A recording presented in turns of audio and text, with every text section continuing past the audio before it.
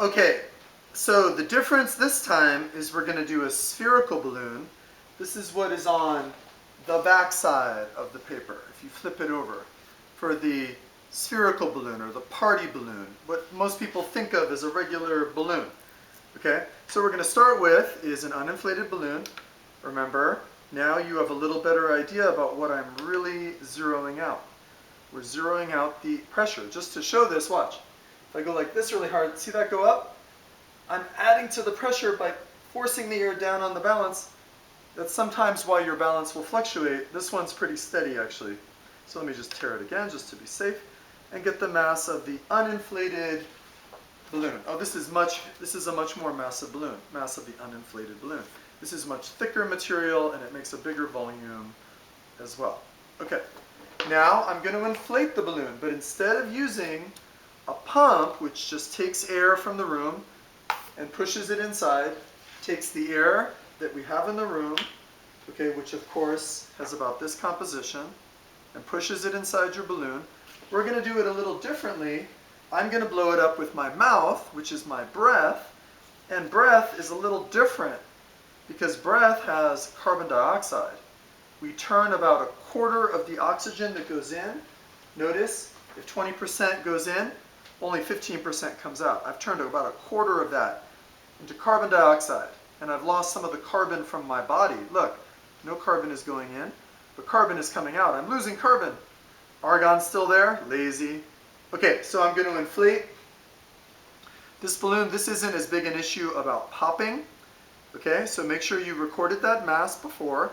It's not going to pop, so I'm just going to blow it up. What I want to do is get it to a pretty good size, but I still want it to be relatively round.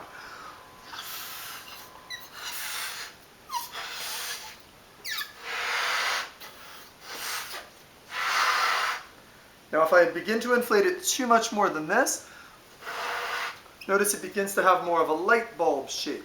Whereas up here, okay, it's pinching down to a narrower bottom, kind of more spheroidal.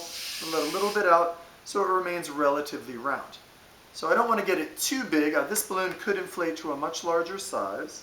Okay, I'm just going to inflate it about that much so it stays fairly round. It's not perfectly round, but it's fairly round. And then, of course, well, why don't I do this a little bit out of order, okay? That was the mass of the uninflated balloon. Why don't I just jump down and get the mass of the inflated balloon right now, number 6. I'm going to jump down to there. So again, it's kind of hard to rest it on there. Oh, but I can put this on there. I can put this little cylinder on there to space it out. And, oh yeah, I want to zero out the cylinder, also zeroing out the whole Earth's atmosphere. And then I can rest it right there. Maybe if I slid it back, you can see the display. It says 2.77. That is the mass of the hold on, let it settle down. Sorry, excuse me. 2.80 is the mass of the inflated balloon here. Okay, so now we got to make sure we get the mass of the inflated balloon. Now the great thing is, if I want to get the volume of this, since it is pretty much a sphere, I only even need one measurement. That's the beauty of this equation. There's just one number you need to know for the volume of a sphere, and that's the radius.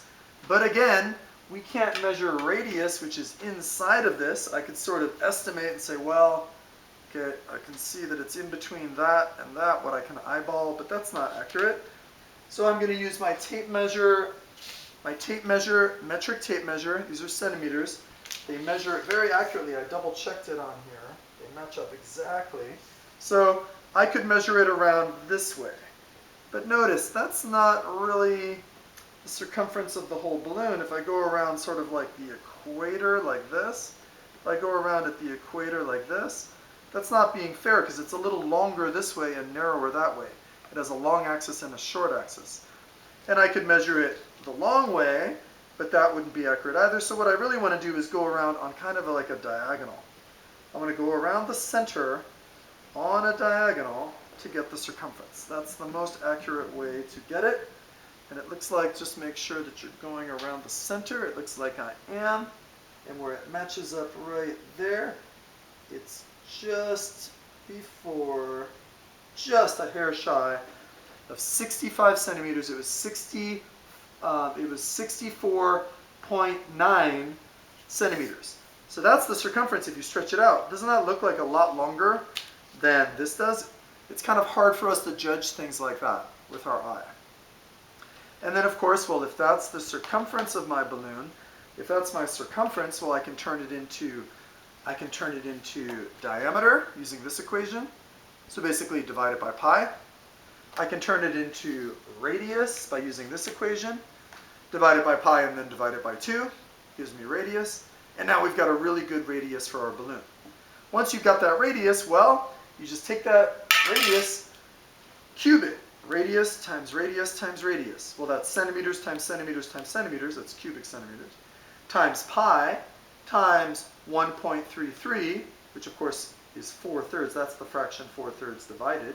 Gives me the volume, and again, it's in cubic centimeters.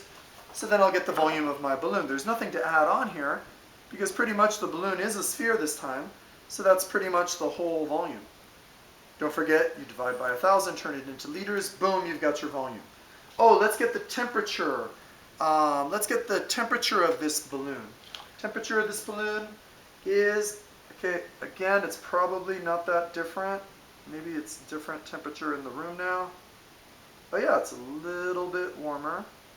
23. Let me give it a second to make sure it's adjusting. I'm assuming the balloon is probably going to be the same temperature as the temperature of the room because of thermodynamics. Temperatures wind up equalizing. That's why I can measure the skin of the balloon and know that that's the temperature of what's inside the balloon.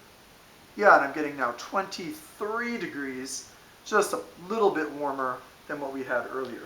Of course, I could try to use this balloon, but I could try to use this thermometer to measure the temperature, but I don't think so. That's a little too risky. So we've got the temperature, and of course you have to turn that into Kelvin. You already know that from before. And then otherwise, it's pretty much the same. The only other difference, other than the way to calculate volume, the size of the balloon, which of course is much bigger, so that's going to be a bigger number of moles. You still want to make sure to keep zeros and then 3 numbers after the 0. But look, this is a lot closer to that mole box of 22.4 liters. That's a lot bigger than the party balloon, than the cylindrical balloon was. Sorry about that. So then we can calculate how many moles would have been there anyway. It's the same process, the n base, using the volume of this balloon, the pressure in the room, which has not changed. We're going to use that same pressure, or you can use 1 atmosphere to calculate the moles that we're not registering on the balance. And then we can calculate the moles that we are registering on the balance. Okay, but in this case, we need the molar mass of our breath. So there's a difference right here on step 10. You have to calculate a different molar mass because now, look, we've got different constituents. Our breath is made up of these percentages of these chemicals. It's just a little different, but it'll give you a different molar mass. So don't forget to turn these all into decimal form.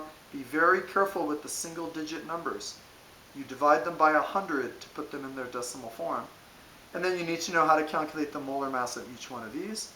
Multiply the percentage times the molar mass. By the way, how do you know if your molar mass is reasonable? The way that you know that your answer is reasonable, the molar mass of your breath, is actually got to be between the molar masses of the chemicals you used. Because any average, even a weighted average, always falls between the numbers you used.